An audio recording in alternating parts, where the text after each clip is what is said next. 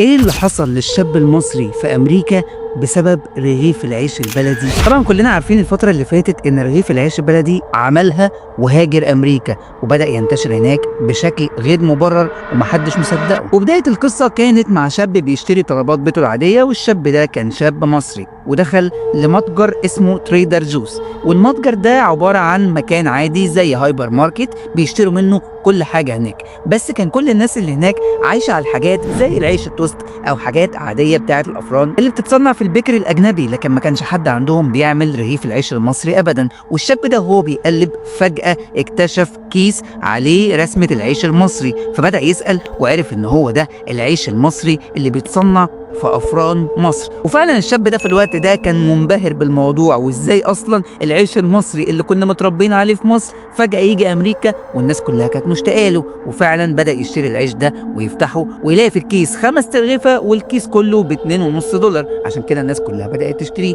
فعلا صور بتلقائيه الكيس ده وقال ان العيش المصري لاول مره بيدخل امريكا. وبعد ما صور الفيديو ده ونشره على السوشيال ميديا، الفيديو بتاعه جاب ملايين المشاهدات، وبدأت كل الناس في امريكا تتفاعل معاه عشان القصه تنتشر بسهوله، ويقولوا انه في شركه مصريه قررت انها تشتري طن قمح وتحط عليه شويه خميره وشويه ميه، يعني تعمل رغيف عيش بلدي وتصدره لامريكا. وفعلا صدرت الاكياس لامريكا وبدات تتباع هناك. ولما الفيديو انتشر، كل المصريين الامريكان اللي هناك اللي عايشين وكان نفسهم في العيش البلدي بداوا ينزلوا المتاجر بتاعتهم علشان يشتروا العيش البلدي ده. وفعلا الشركات بدات تطلب بشكل كبير جدا من الشركه المصريه انها تنشر اكتر العيش البلدي عندهم، لانه عليه طلب كبير جدا.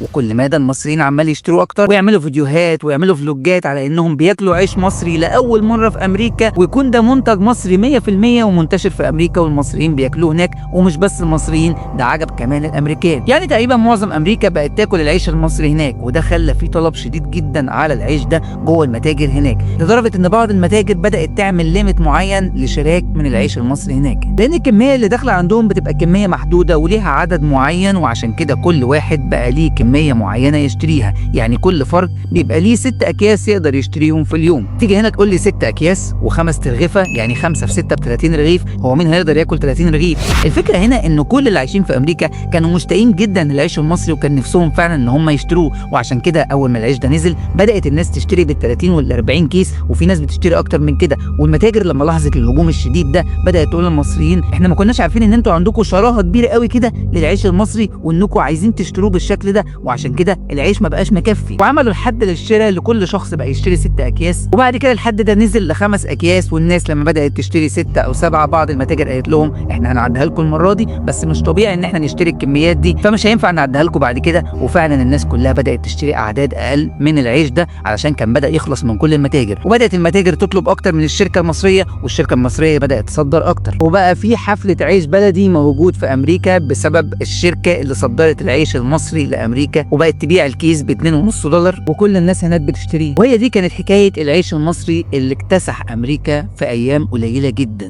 هنا اقدر اقول مبروك للشركه دي، وبجد شابوه على الفكره اللي كان فيها تنفيذ بشكل جامد جدا ان هو يصدر العيش المصري اللي هو حاجه عاديه بالنسبه لنا هنا، بس ناس كتير جدا محرومه منه هناك وكان نفسها انها تاكله. واول ما لقيته قدامها نزلت عليه لانها بقالها سنين كتير جدا ما كلتوش. وده كان ذكاء في التسويق وذكاء من الشركه انها تصدر منتج زي ده او تعمل ديل بالمنظر ده بين مصر وامريكا عشان يبقى ترند رقم 1 في امريكا في ايام قليله. القصه هنا مش مجرد قصه العيش المصري، لكن قصه ان بجد اي منتج مصري ممكن يبهر العالم كله في اي وقت، بس خلينا احنا واثقين في نفسنا وعارفين قد ايه احنا مبهرين لاي حد في العالم.